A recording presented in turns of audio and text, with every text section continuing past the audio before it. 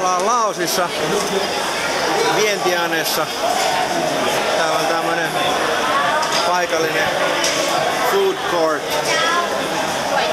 Siinä on sisäelimiä. Jotain en osaa sanoa mitään, jotain suolta. Ja joku $2 maksaa tämmönen ihan kunnon ateria.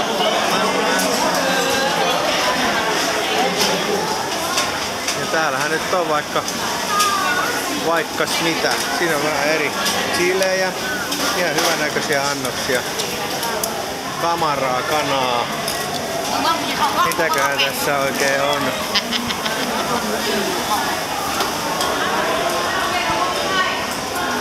Joo, kyllähän tässä on kaiken näköistä.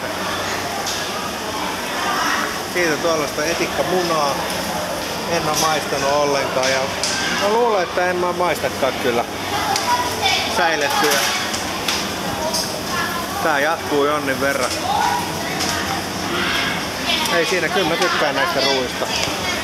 Näähän ne on parhaita, missä paikalliset syö. Hyvän kokoisia nuudeliannoksia.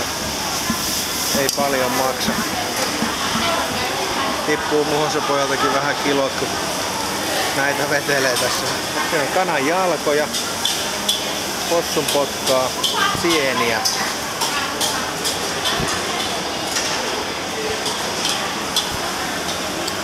Sellaista sillä kertaa.